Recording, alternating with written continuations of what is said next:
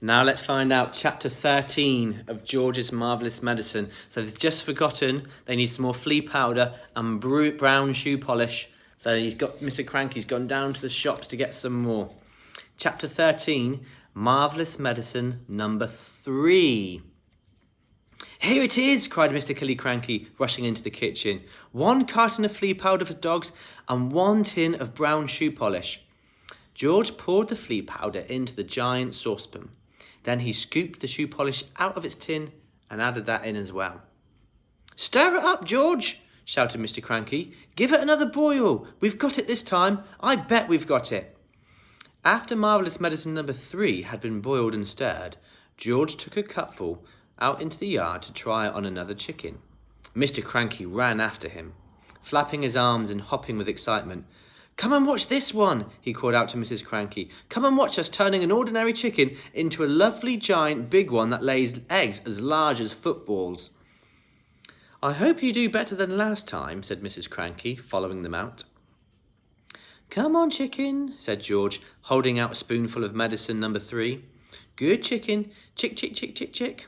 Have some of this lovely medicine. A magnificent black cockerel with a scarlet comb came stepping over. The cockerel looked at the spoon and it went peck. Cock-a-doodle-doo, squawked the cockerel, shooting up into the air and coming down again. Watch him now, cried Mr. Cranky. Watch him grow. Any moment he's going to get bigger and bigger and bigger. Mr. Killy Cranky, Mrs. Cranky and little George stood in the yard. They stared at the black cockerel. The cockerel stood quite still. It looked as though it had a headache. What's happening to its neck? Mrs. Cranky said. It's getting longer, George said. I'll say it's getting longer, Mrs. Cranky said. Mr. Cranky, for once, said nothing. Last time it was the legs, Mrs. Cranky said. Now it's the neck. Who wants a chicken with a long neck? You can't eat a chicken's neck. It was an extraordinary sight. The cockerel's body hadn't grown at all, but the neck was now about 6 feet long. All right, George, Mr. Cranky said. What else have you forgotten? I don't know, George said.